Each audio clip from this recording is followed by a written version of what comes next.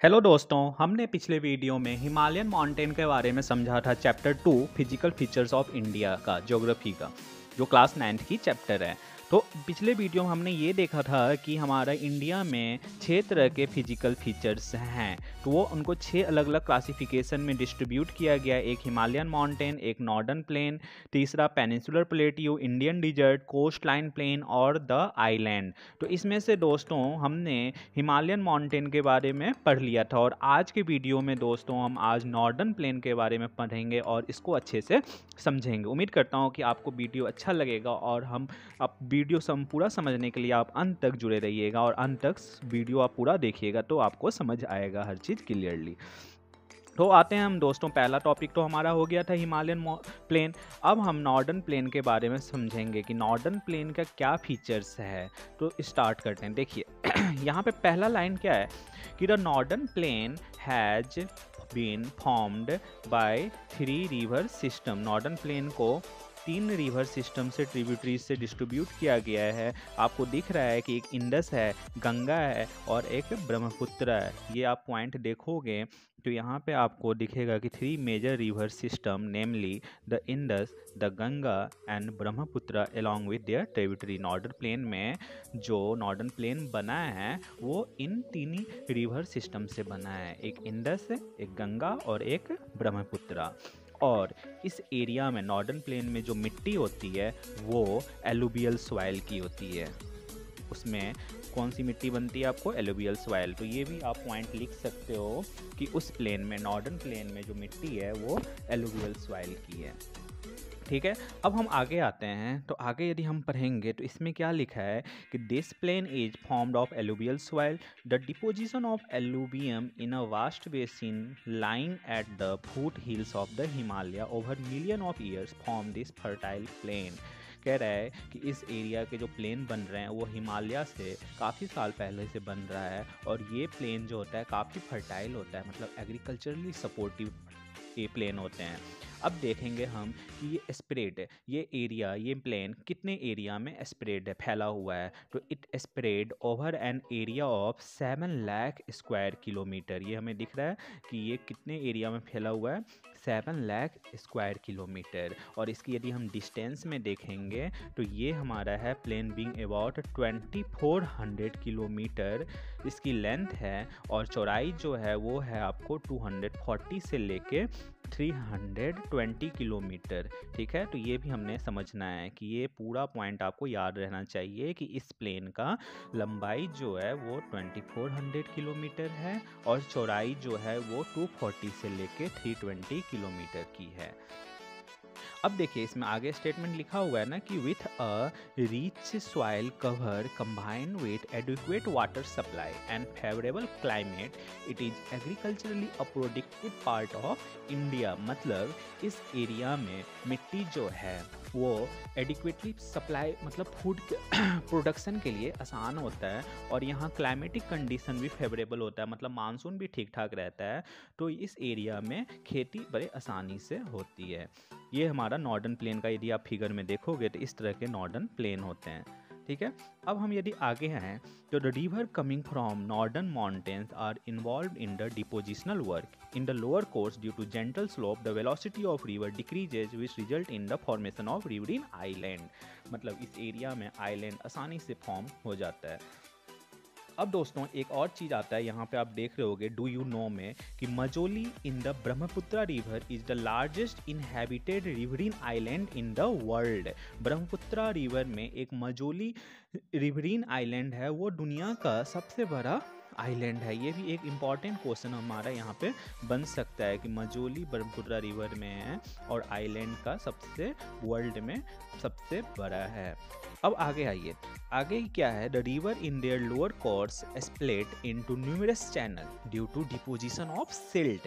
कह रहा है कि नदी जो होती है वो काफ़ी अलग अलग पार्ट में डिस्ट्रीब्यूट हो जाती है। मतलब आप देखते हो ना कि बड़ी गंगा कोई कहता है, कोई छोटी गंगा कहता है, तो अलग अलग पार्ट में वो डिस्ट्रीब्यूट हो रहा है। तो इसका मतलब हुआ these channels are also known as distributaries.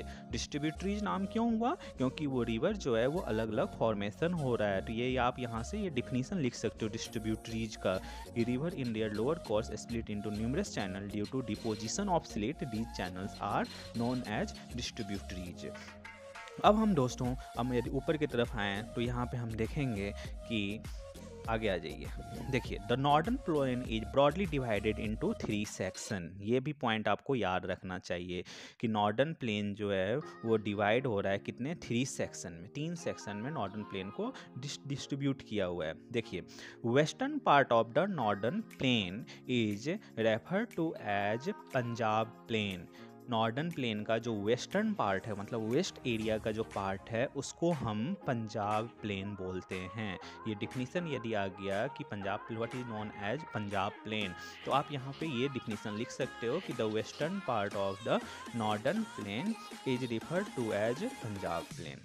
अब देखिए इसमें नदी कौन कौन सी है, ये कैसे बन रहा है ये प्लेन, तो ये इंडस और उसके ट्रिब्यूटरीज, मतलब उसके अभी हमने देखा है कि एक नदी होती है उसके साइड से काफ़ी सारे छोटे छोटे नदी बन जाती है, उसको डिस्ट्रीब्यूटरीज बोलते हैं। उसी तरह से इंडस के ट्रिब्यूटरीज से पंजाब प्लेन बना हुआ है, और वह इंडस के ट्रिब्यूटरीज कौन कौन से हैं, झेलम, चेनाब, रवि, बीस एंड सतलज। देखिए यही नाम की वजह से पंजाब का नाम पंजाब पड़ा, मतलब पंजाब का नाम पंजाब क्यों हुआ, पंजाब मतलब 5 नदियों का मेल है पंजाब में। एक झेलम हो गया, दूसरा आप देखोगे चेनाब हो गया, ठीक है, पहला एक झेलम, दूसरा चेनाब, तीसरा रवि, चौथा 20 और पांचवा सतलुज। और ये सब कहाँ से निकलते हैं, हिमालय से, और किसके ट्रिब्यूटरीज हैं, इंडस नदी के। तो this section of the plain is known by the Doab. अब द्वाब का मतलब क्या हुआ, यहाँ पे द्वाब वर्ड यूज आप देख रहे हो, तो द्वाब का मतलब होता है कि द्वाब 2 वर्ड से मिला हुआ है,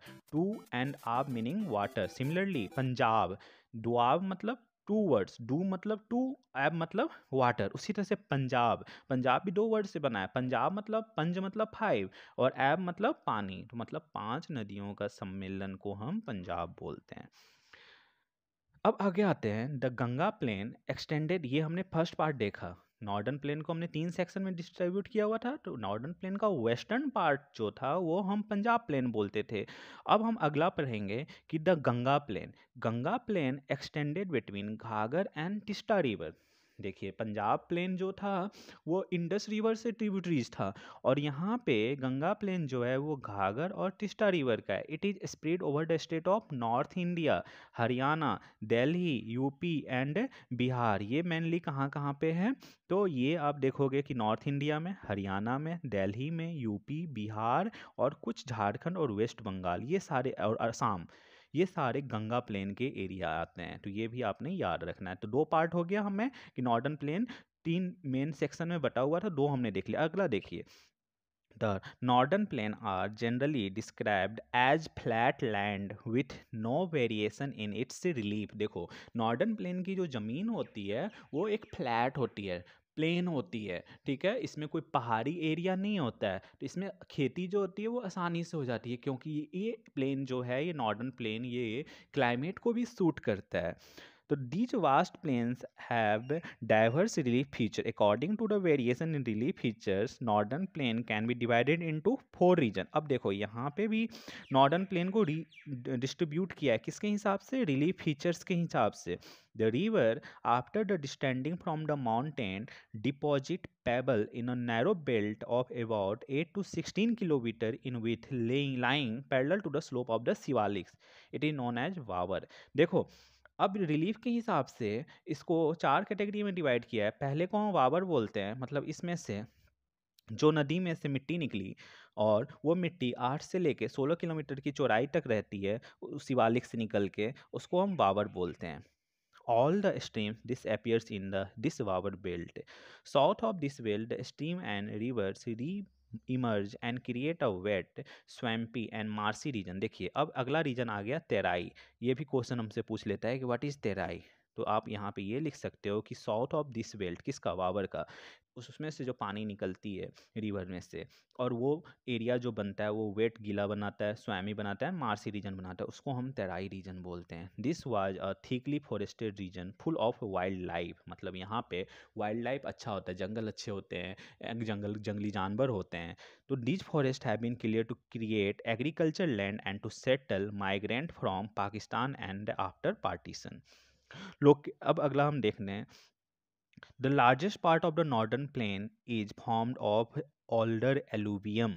सबसे बड़ा पार्ट जो नॉर्दर्न प्लेन का है वो ओल्डर एलुवियम। हमने दो तरह की मिट्टी हमने अगले 10th क्लास में पढ़ेंगे कि एक भांगर होता है, एक खादर होता है, ठीक है। जो पुरानी मिट्टी होती है उसको हम भांगर बोलते हैं, और जो न्यू मिट्टी होती है उसको खादर बोलते हैं। तो the largest part of northern plain is formed of older alluvium. It lie above the food plains of the rivers and present a trellis-like feature, or this is known as Bhangar. The soil in this region contain calcareous deposit locally known as कंकर। ये definition आपको याद रहना चाहिए, paper में पूछ सकता है कि बांगर क्या होता है, खांकर क्या होता है, तो ये आप डिफिनीशन वहाँ से लिख सकते हैं इसमें से। अगला है द न्यू यंगर डिपोजिट। अभी आपको बताया था ना कि एलुवियल सॉइल दो तरह से डिस्ट्रीब्यूट हो जाते हैं, बांगर और खादर।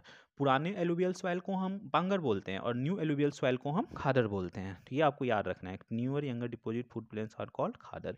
They are renewed almost every year and so are fertile. ये मिट्टी हमेशा हर साल बनती रहती है और इसी तरह से ये फर्टैलिटी होती है और यहाँ पे एग्रीकल्चर खेती आसानी से होती है। तो ये दोस्तों हमारा नॉर्दर्न प्लेन था। उम्मीद करता हूँ कि आपको ये वीडियो अच्छा लगेगा और अगले वीडियो में हम पेनिनसुलर प्लेट्यू और अगले पार्ट बाकी हम पढ़ेंगे।